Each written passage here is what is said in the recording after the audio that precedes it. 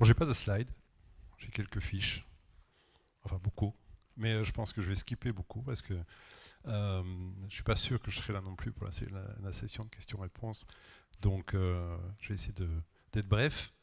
Et en fait, je viens vous parler aujourd'hui du gaspillage alimentaire. Alors, le gaspillage alimentaire, c'est assez éloigné en apparence du sujet précédent, mais tous ces sujets sont finalement extrêmement connectés. Vous connaissez peut-être Sodexo. Sodexo, c'est une entreprise de services d'hospitalité, 60% liés à l'alimentation, 56 pays, 412 000 collaborateurs. Pour faire simple. Elle existe depuis 1966 et en fait, depuis sa création, la mission de l'entreprise est extrêmement connectée au développement durable. Elle est extrêmement connectée au développement durable puisqu'on a deux missions. La première, c'est d'améliorer la qualité de vie de nos employés et de nos consommateurs.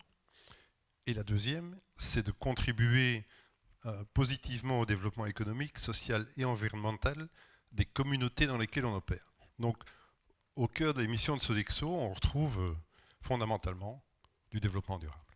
Alors, c'est pas pour ça qu'on s'y intéresse et qu'on y investit dans le sens où on l'entend aujourd'hui depuis près de 60 ans, mais au niveau de la culture de l'entreprise, c'est évidemment très ancré. Donc, par rapport à ça, on a, il y a quelques années, développé une feuille de route qui s'appelle Better Tomorrow 2025. On est en train de travailler sur la feuille de route suivante, qui sera à tout le moins à 2030, mais peut-être un peu au-delà. Et excusez-moi pour ma voix, mais j'ai, comme vous l'entendez, un petit souci. Et donc cette feuille de route, en fait, elle détermine notre rôle en tant qu'entreprise, en tant qu'employeur et en tant qu'acteur du monde. Et elle mesure notre impact sur les individus, sur les communautés et sur la planète. Et donc c'est une série d'initiatives qui sont à la fois clairement définies, qui sont mesurables et qui sont mesurées. Dans ces initiatives, on a, et je rejoins tout à fait le point de ce qui est important, c'est de réduire nos émissions, puisque réduisant les émissions, on agit sur un énorme nombre de paramètres qui sont liés à la durabilité.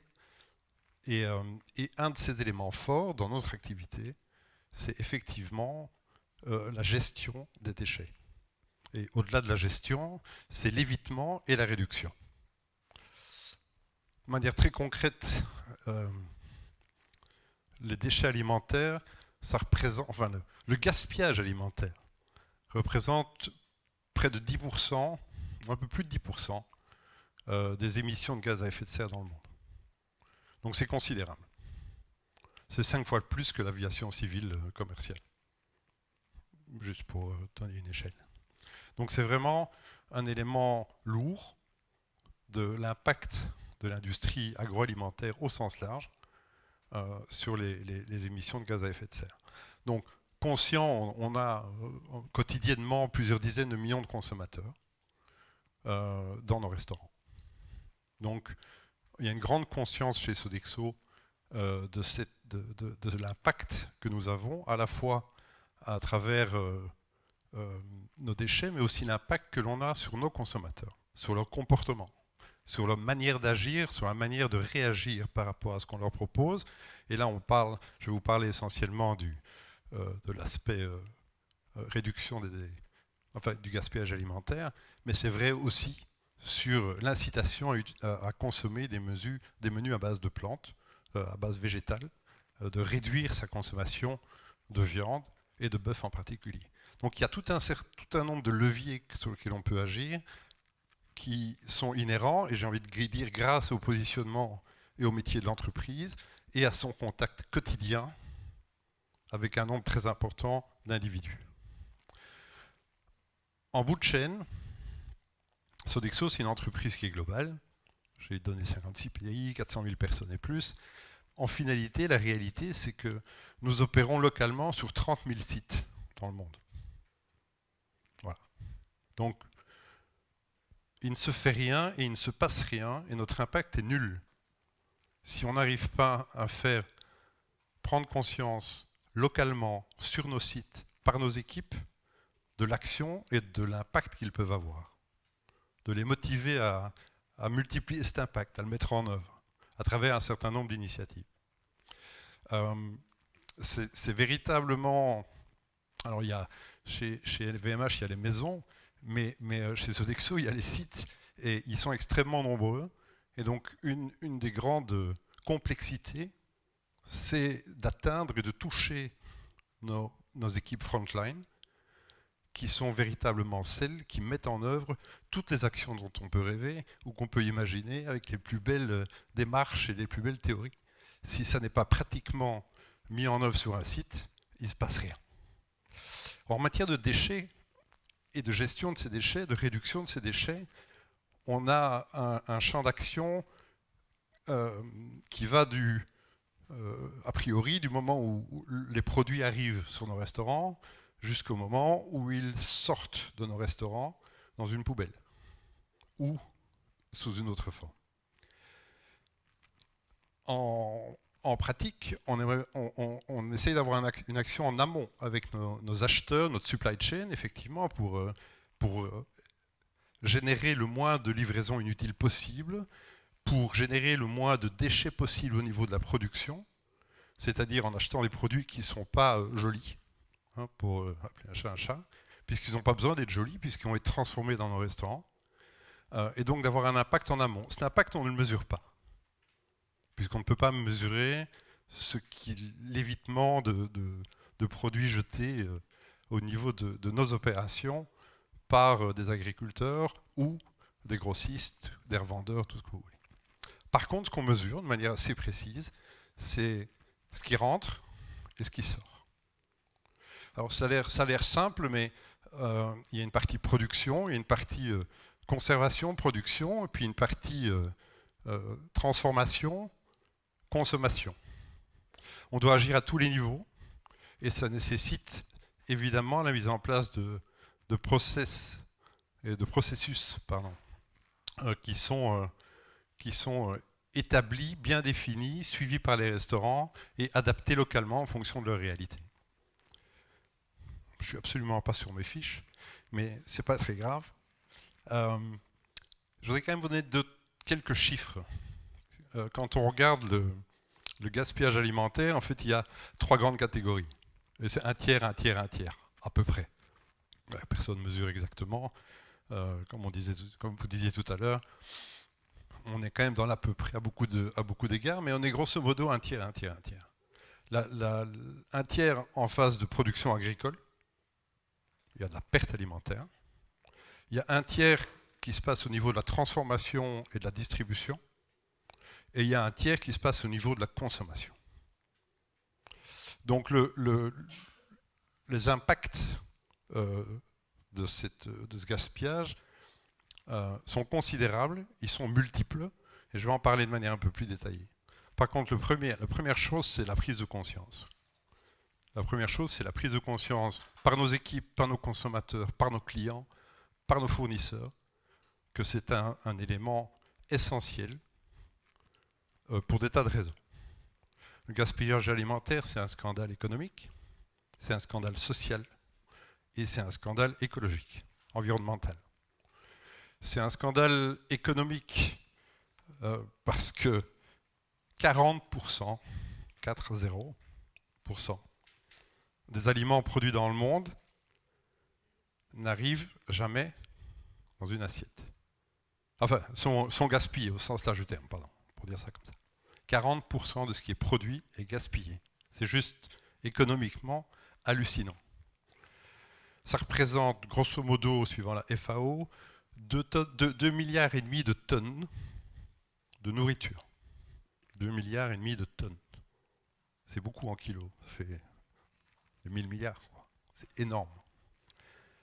Alors, juste pour la France, pour donner une idée plus locale, on considère qu'il y a 10 millions de tonnes de nourriture qui sont jetées ou perdues par an.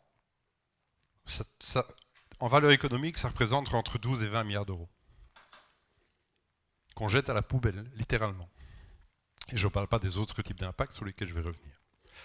Un Français, pour rester sur la France, mais c'est encore pire chez l'Américain et c'est beaucoup moindre chez l'Indien, mais un Français gaspille entre 20 et 30 kilos de nourriture par an. Ce qui est par personne. Un Français, 20 à 30 kilos par personne et par an, ça veut dire à peu près 160 € par personne et par an. Ce qui, en ces temps d'inflation et de diminution de pouvoir d'achat, représente des montants quand même très importants pour chacun, et pour chaque individu et pour tout le monde ici et ailleurs. Donc le scandale économique, c'est du gaspillage d'une valeur immense. Le scandale social, vous savez probablement qu'il y a aujourd'hui dans le monde à peu près 820 millions de personnes qui souffrent de faim et ou de malnutrition. 820 millions de personnes, c'est pas mal. Ça fait 10%, un peu plus de 10% de la population mondiale. Et que ce chiffre est en augmentation. Donc c'est un chiffre qui a été en diminution pendant de nombreuses années, et ça fait maintenant 4-5 ans qu'il est en progression. Alors il y a plein de raisons, ce n'est pas le débat du jour, mais le changement climatique en est une, mais ce chiffre est en augmentation. Donc socialement, on produit 100%, on en jette 40%, et on a près d'1 milliard de personnes qui ne sont pas nourries convenablement. Donc il y a véritablement un paradoxe épouvantable et douloureux, à mon sens en tout cas, par rapport à ce sujet. C'est aussi un scandale environnemental, puisque, je vous l'ai dit, c'est 10% de la totalité des émissions de carbone, des émissions de carbone causées par l'activité humaine. Donc, si le gaspillage alimentaire était un pays, c'est une image, mais elle serait numéro 3 dans le monde, après la Chine et les États-Unis, en termes d'émissions.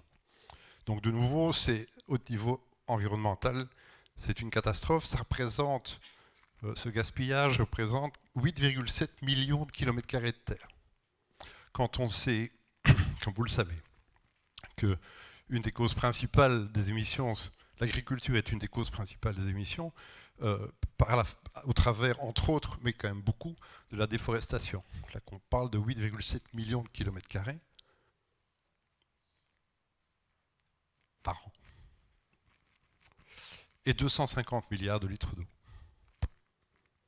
On ne va pas parler de l'eau aujourd'hui, ce n'est pas le sujet non plus, mais effectivement, tout ça pour vous dire que le gaspillage alimentaire a des implications sur un nombre invraisemblable de sujets, qui sont tous des sujets qui vous tiennent à cœur, qui nous tiennent à cœur, et sur lesquels on doit travailler, et que donc s'attaquer à la réduction du gaspillage alimentaire, c'est absolument fondamental.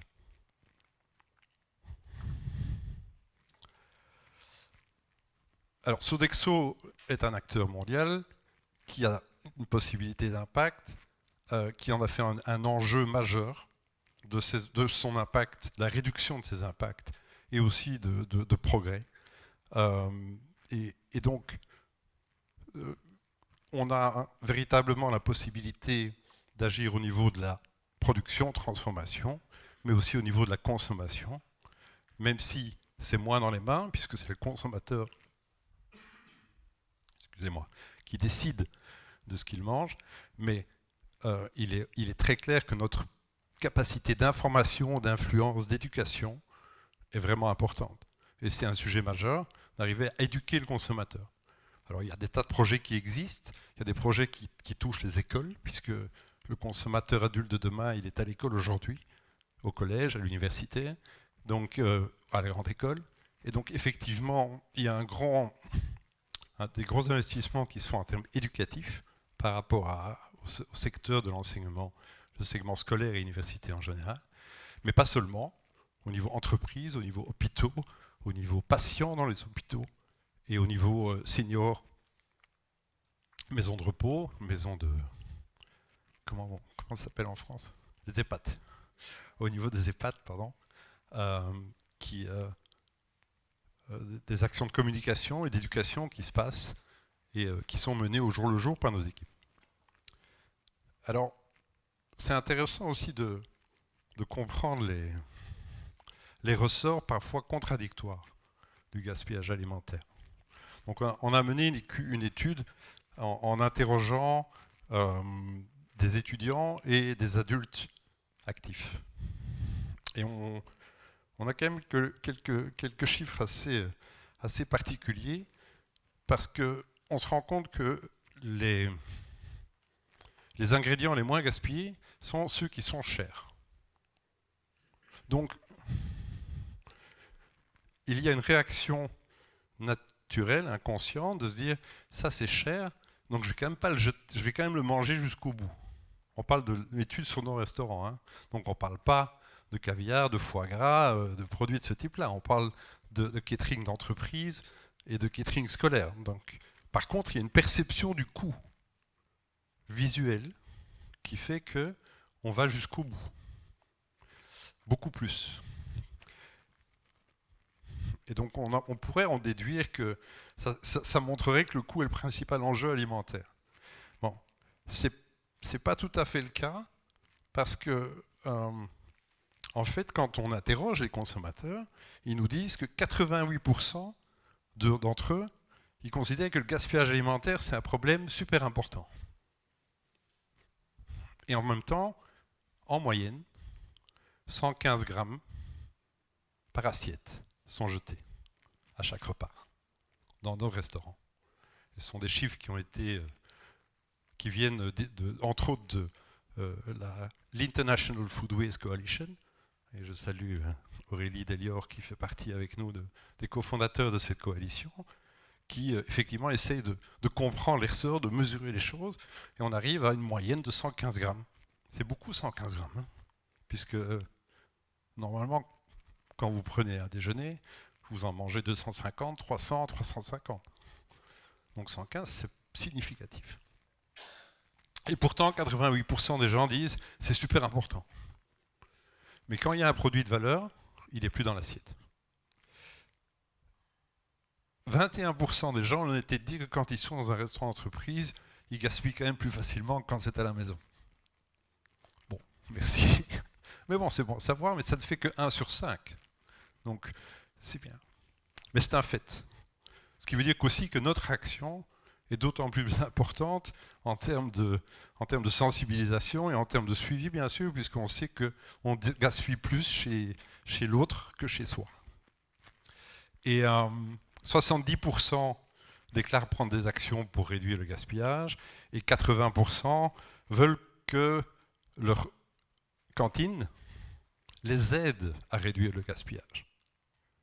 Donc tous ces chiffres sont à la fois intéressants et à la fois très contradictoires, et on se rend compte que c'est statistique. Donc individuellement, chacun a sa perception et sa vie et sa manière de réagir et son comportement, mais on se rend compte que ce sujet n'est pas clairement pris en main par l'individu.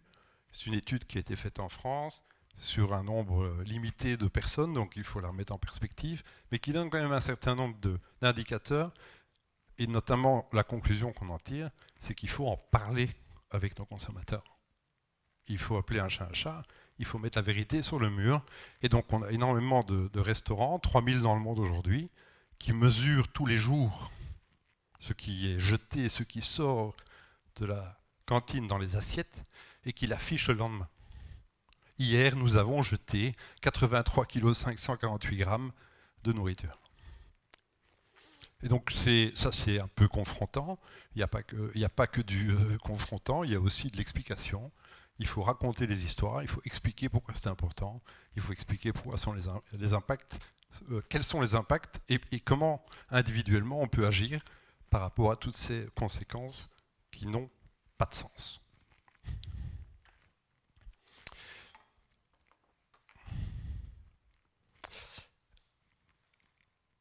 Ça je vais skipper parce que je sais pas combien de temps j'ai. J'en suis où? Alors, j'ai encore 12 minutes. Alors au niveau des réponses, j'ai parlé beaucoup de l'entreprise, mais il y a évidemment les réponses réglementaires. Il y a de plus en plus de lois, de décrets, de directives. Au niveau de l'ONU, il y a des... alors on n'est pas dans la loi, le décret et la directive, mais en tout cas, il y a des prescriptions, il y a des ambitions qui sont affichées, réduire de moitié d'ici 2030 le volume de déchets alimentaires au niveau global, et puis ça se traduit au niveau de l'Union européenne dans des directives, au niveau des pays dans des obligations. Je ne vais pas rentrer dans les détails de tout ce qui existe, mais l'un dans l'autre, il y a de plus en plus d'objectifs juridiquement contraignants. C'est une bonne nouvelle. Ça n'est toujours pas tout un chacun à comprendre, mais en tout cas, ça force l'industrie agroalimentaire et la chaîne agroalimentaire dans son ensemble de prendre des mesures et d'être attentifs. J'ai tous les trucs sur la France qui existent, mais l'un dans l'autre, c'est très aligné avec l'Europe. En général, la France, en termes réglementaires, est un peu en avance sur l'Europe. Donc elle s'inspire de ce qui est en préparation et elle le traduit très souvent sur ces matières en termes de règlement et de loi préalablement à la Commission européenne et au fait qu'une directive sorte. Donc c'est plutôt pas mal parce que ça fait bouger les choses et c'est vrai dans la plupart des pays européens. Ce qui est vrai, c'est que tous les pays européens suivent les directives, plus ou moins fidèlement et à leur rythme, mais ces mouvements sont observés partout dans le monde. Donc c'est une bonne nouvelle, ça va dans le bon sens. Le deuxième point, c'est l'éducation, on en a parlé. C'est probablement à la fois le plus important et aussi le plus compliqué. Donc il faut s'asseoir avec les enfants dans les écoles, leur expliquer la vertu des aliments, le pourquoi le gaspillage est une mauvaise idée, avec des mots d'enfants, avec des mots qu'ils peuvent comprendre. Et c'est ce que nous faisons, mais pas que nous. Il y a énormément d'associations qui adressent ce sujet, et il y a énormément d'entreprises agroalimentaires qui contribuent à ce sujet. Et puis il y a des réponses technologiques. Alors, je pense que vous avez probablement tous entendu parler de Too Good To Go. Too Good To Go, ça permet d'acheter pas cher ce que les commerçants vont jeter en dernière minute, ou pas. Mais donc il y a quand même aujourd'hui 7 millions d'utilisateurs, c'est pas mal, et 35 000 entreprises qui font partie du réseau. Donc ça, tout le monde est content. C'est moins cher, ça évite de jeter, ça fait de la rentabilité supplémentaire. Je vais reprendre un exemple de Sodexo. On a un programme qui s'appelle WasteWatch. J'ai évoqué qu'il était déployé aujourd'hui dans 3000 sites. Ce programme WasteWatch, c'est quoi? C'est une balance, c'est du software, c'est un processus et surtout, c'est un changement de comportement. Et ça permet de peser à tous les niveaux de la chaîne sur laquelle nous agissons physiquement les déchets alimentaires. Ça nous permet de nous évaluer, ça nous permet de dire on a réduit d'autant puisqu'on a un objectif de réduction de 50% en valeur absolue à 2025. Ça fait beaucoup de tonnes de nourriture. On est en ligne avec cet objectif aujourd'hui. On est même un peu en avance. Donc je pense qu'on va augmenter cet objectif. On va essayer d'aller plus loin, parce qu'on peut aller plus loin. On ne peut pas arriver à zéro en matière de déchets alimentaires, puisque l'os du poulet, c'est un déchet dont on va quand même avoir un peu de mal à brève échéance de faire quelque chose. Donc on ne peut pas arriver tout à fait à zéro, mais on peut arriver à 80-85% probablement. Ça nécessite énormément de transformation, et pour revenir sur le point qui est évoqué préalablement, il ne suffit pas de mesurer et de faire attention, il faut aussi changer fondamentalement la manière dont on s'approvisionne, la manière dont on considère les produits et l'origine de ces produits, et à quoi ressemblent ces produits, je l'ai évoqué tout à l'heure. Il faut changer nos manières de travailler ces produits. Il faut changer les recettes pour utiliser des parties de ces produits qu'on a l'habitude de jeter. Prenez le cochon. Il y a énormément de parties du cochon qu'on n'utilise pas, ou qu'on n'utilisait pas. Et on ne les utilisait pas parce qu'il n'y avait pas les recettes qui les rendaient appétissantes et que le mode de production n'était pas forcément évident. Donc il y a une vraie transformation de toute la chaîne opérationnelle et de toute la chaîne de valeur si on veut vraiment aller et agir sur les déchets. Ce n'est pas uniquement de la mesure et de l'amélioration. On jette moins, on portionne, on prend moins. Le portionnement, c'est très important, c'est un effet important. Si on communique, c'est bien, mais en aval de ça, il y a une vraie transformation du métier. Et donc ce programme WasteWatch nous permettent de connaître les paramètres. Combien, quoi, quand, à quel niveau. Après ça, on doit vraiment transformer notre chaîne opérationnelle. Encore plein de fiches. Presque combien de temps? Non, mais c'est bon. Alors, je pourrais vous parler de Phoenix aussi. Vous connaissez peut-être. Phoenix, ça permet de vendre les surplus alimentaires à un prix réduit par les restaurateurs. Donc, c'est aussi une manière d'éviter les déchets. Alors, tous ces projets sont issus des projets avec lesquels Sodexo collabore ou finance ou collabore activement en termes de méthodologie, en termes de support, en termes de communication. Et puis, il y a le déchet qui sort du restaurant. Il y a moyen d'en faire plusieurs choses, mais l'un dans l'autre, deux. Soit on le recycle, on le traite, on le jette. Et il y a là des acteurs qui ont des actions durables, comme les alchimistes, qui est une entreprise solidaire d'utilité sociale, et qui localement recueille des déchets alimentaires et les recycle, ou les traite proprement. L'autre option, c'est le don alimentaire. Et donc, quand on a des invendus et qu'on a des éléments alimentaires qui restent en fin de cycle et qui peuvent être donnés à des associations, c'est important de s'organiser pour le faire. C'est pas trivial. Il ne suffit pas de dire je vais donner, parce qu'une fois que vous l'avez dit, il faut que ça arrive là où ça doit arriver, c'est chez les gens qui ont le plus besoin. Et donc ça nécessite des investissements, une logistique, de la collaboration et énormément d'énergie des équipes et de dons de soi des équipes sur site. Stop Hunger est la seule action philanthropique de Sodexo. Parce qu'on pense que dans notre positionnement, agir sur la faim dans le monde, je l'évoquais tout à l'heure, eh bien, c'est quelque chose qui est à notre portée. Ça touche en plus des sujets connexes à l'alimentaire, puisque une des manières les plus efficaces de lutter contre la faim dans le monde, c'est de donner aux femmes la possibilité de générer des revenus, d'avoir un boulot, de nourrir leur famille, d'éduquer leurs enfants, de les envoyer à l'école.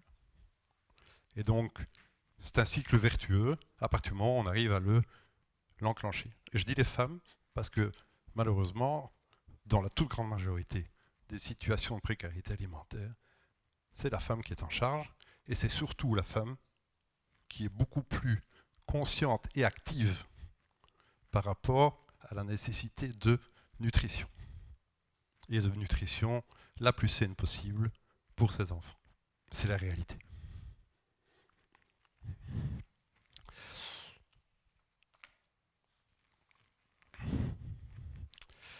Et là, je vais arriver à la fin assez rapidement sur de nouveau un point qui a été évoqué préalablement. C'est que il n'y a que la logique collective qui va nous permettre d'avancer sur ce sujet. Malgré toute l'importance d'une entreprise comme Sodexo, c'est une goutte d'eau. Nous sommes une goutte d'eau dans l'océan du gaspillage alimentaire. Alors on essaye que cette goutte d'eau soit la plus petite possible, mais le seul moyen de le réduire et donc d'en limiter tous les impacts que j'ai évoqués tout à l'heure, c'est d'agir collectivement. Collectivement au sein du secteur de l'alimentation collective, la restauration collective, excusez-moi, mais aussi avec les fournisseurs, avec les producteurs, avec les recycleurs, avec les clients, avec les consommateurs. Faire levier de l'intelligence collective et faire levier de l'ensemble de l'envie ou des envies et des impacts de tout un chacun, c'est fondamental. On essaie de le faire à travers des coalitions, on le fait à travers des coalitions, on le fait en montrant l'exemple, on le fait en éduquant, mais on ne le fera jamais seul. Enfin, on n'arrivera jamais à faire quelque chose de significatif seul. C'est clair, j'enfonce une porte ouverte.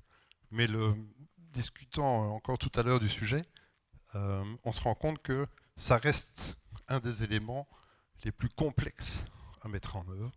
C'est d'avoir les NGO, les gouvernements, les fournisseurs, les concurrents, les clients, les consommateurs, les équipes, les syndicats, autour de la même table pour adresser un sujet.